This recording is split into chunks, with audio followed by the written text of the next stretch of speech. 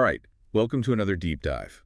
This time, you guys sent in a ton of research on reconstructive techniques in periodontology. Basically, we're talking about how to rebuild the structures that support your teeth. Yeah. So that sounds... Pretty intense. Yeah, pretty intense, Yeah. for sure. Yeah. But that's why we're here, to kind of break it down for everybody and... Break down the essentials. Yeah, highlight the really cool stuff. The really cool stuff. About these procedures. Exactly, yeah. Yeah.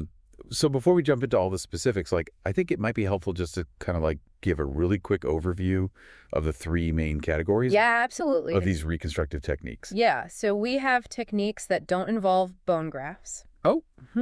We've got those that do utilize bone grafts. Okay. And then we have some that incorporate what we call biologic mediators to kind of enhance the healing process. Okay. So each approach has, its own advantages and considerations. All right. So those are the three buckets. Cool.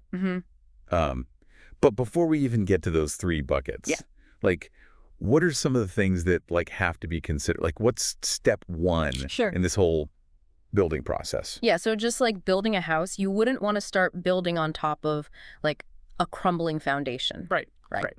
So one of the first things we focus on is removing any irritants like plaque and tartar. Okay. And making sure that the forces from your bite are distributed evenly.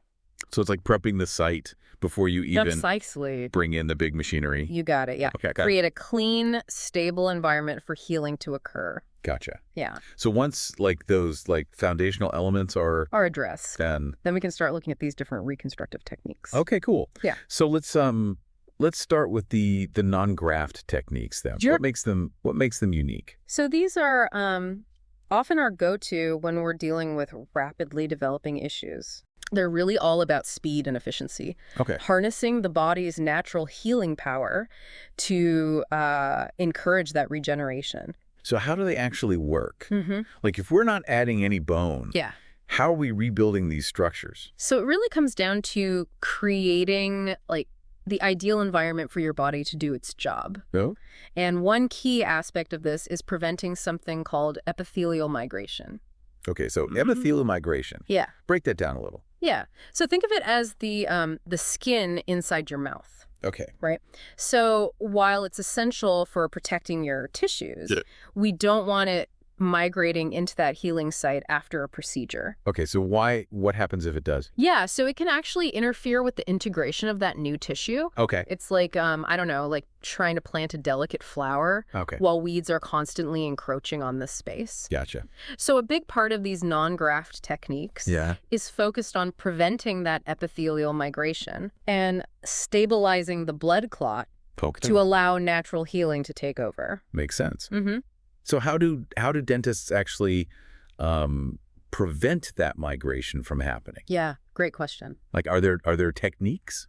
So there are, and these techniques have evolved quite a bit over time. Oh, okay. So initially, we relied on methods like curettage, which is essentially just, scraping away the epithelium. So like a little scraper tool. You could imagine it that way. Okay. However, curettage can be, a bit imprecise. It doesn't always fully remove the epithelium. Okay. It's a bit like weeding a garden with a butter knife. Okay. You might get some of it, but you're likely to miss those stubborn roots. Gotcha. Right. So what are some of the more precise methods? Yeah, so some great alternatives have emerged. So lasers, for example, can target the epithelium with, a little more precision. Okay. And we have ultrasonic instruments that can vibrate the tissue away. But even these, kind of have their limitations. Okay. Visualizing and working within the mouth's tight spaces, it's a challenge. Yeah, for sure. Right. So are there any that are even more precise? Yeah, so surgical techniques have really become kind of the gold standard in many cases. Okay. And one particularly effective procedure is called the excisional new attachment procedure. Okay, so what's special about that? So it involves creating a very specific incision that removes the epithelium with a much higher degree of accuracy. So it's more targeted, making sure you get the right stuff. Exactly, yeah. And then there's also a technique called the modified Widman flap, which is similar, but it involves carefully lifting a section of the gum tissue to better expose the area, which allows for, more thorough treatment and better visualization. Gotcha. Yeah. So we talked about how to get rid of that epithelium, but how do we prevent it from growing back into that site? Good question. Like, what are the options there? So that's another key element of these non-graft techniques, right? Yeah. So one approach is called root submergence. Okay, root submergence, what is that? Yeah, so it's kind of like tucking the root of the tooth under the gum line to kind of shield that healing area from that migrating epithelium. Okay. But again, this technique is only really applicable in certain scenarios. So it's kind of like hiding the tooth root. A very creative way to put it. Yeah. Yeah. Okay, and then what else? What other options do we have? So we can also use what we call autogenous grafts. Autogenous grafts, remind me what those are. Yeah, so these grafts are taken from another part of your own mouth, like the palate. Okay. And we can use these grafts as a physical barrier to block that epithelial migration. It's like a little wall. Exactly. Wow. Yeah, and then we have what we call coronally displaced flaps. Correct. And this involves strategically repositioning the gum line to kind of increase the distance between that healing area and the epithelium. Gotcha. So like giving your plants, extra space to grow without being crowded out. Makes sense. Yeah. So lots of different ways to keep that epithelium at bay and give those tissues the best chance of healing. Absolutely. Cool. So we've covered how those non-graft techniques kind of like clear the way for healing. Yeah. But what about when you actually need to like rebuild like lost bone? Yeah. Like that's where bone grafts come in, So right? you got it. Bone grafting is a whole other fascinating area of periodontology, and we'll dive into that. Yeah, we're going to get into that. That'd be sure. Awesome. Welcome back to the deep dive.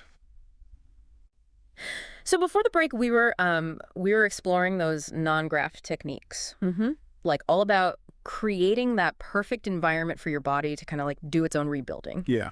Now let's talk about those cases where you need to bring in some extra building material. Bone grafts. Bone grafts are truly remarkable. Yeah. They provide that framework, the scaffolding, for your body to reconstruct what's been lost due to periodontal disease. Okay. So think of it as like providing the building blocks for your body to create new healthy bone. So if the non-graft techniques are like setting the stage, the bone grafts are like actually constructing the set.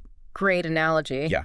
Yeah. Now, when it comes to bone grafts, you have a few different options. Okay, so break down the options. What are the different types? Sure. So one option is an autograft, which involves taking bone from another part of your own body. So maybe your chin, the back of your jaw, it's like borrowing from yourself. Okay.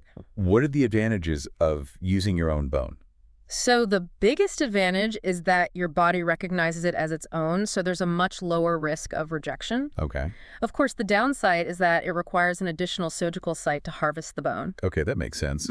So what are the other types of grafts then? So we also have allografts, Okay. which come from a donor, and then xenografts, which are derived from another species, Okay. typically bovine. Bovine, okay. Cow bone. Wow, cow bone to rebuild human bone. That's pretty wild. It is pretty amazing. Yeah. Yeah, so regardless of where the graft comes from, how does it actually stimulate bone growth? Yeah, like how does it work? So there are three main mechanisms at play. Okay. Osteogenesis, osteoinduction, and osteoconduction. Okay, so let's unpack those, Yeah. starting with osteogenesis. Okay, so osteogenesis is probably the most straightforward. Okay. It's when the graft itself contains living bone cells that can directly create new bone. Okay. So imagine planting seeds that sprout and grow.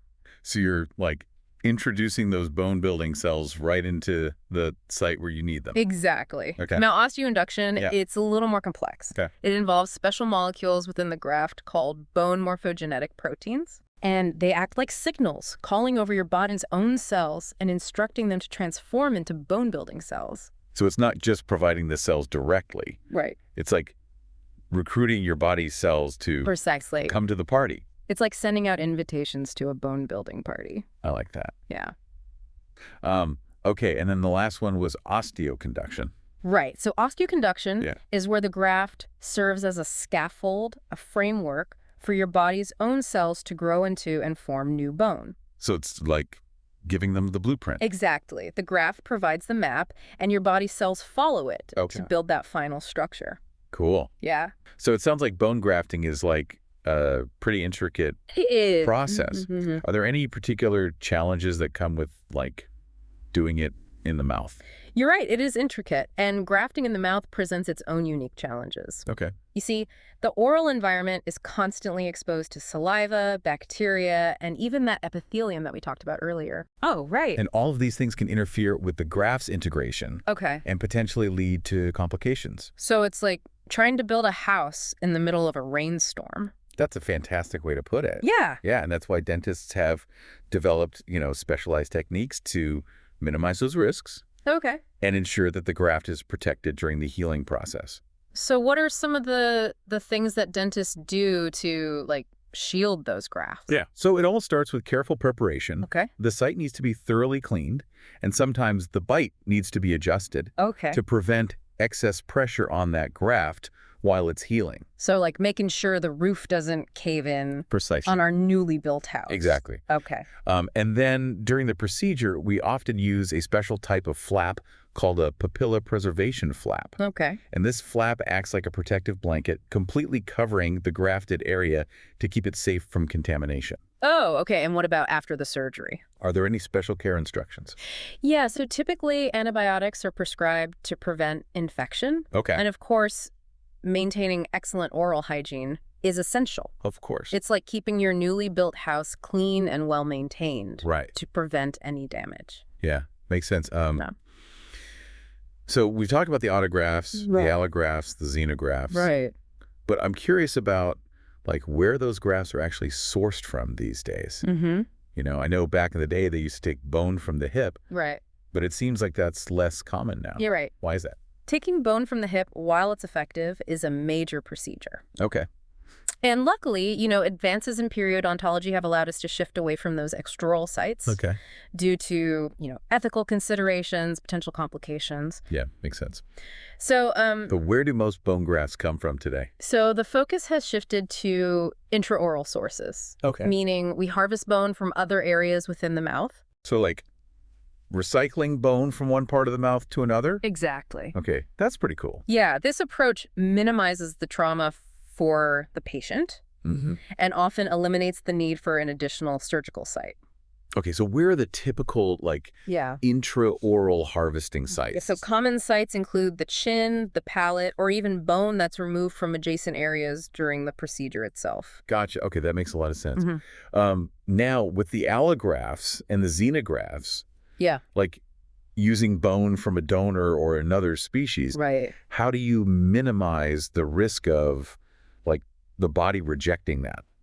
That's a great question, and you're right, rejection is a concern.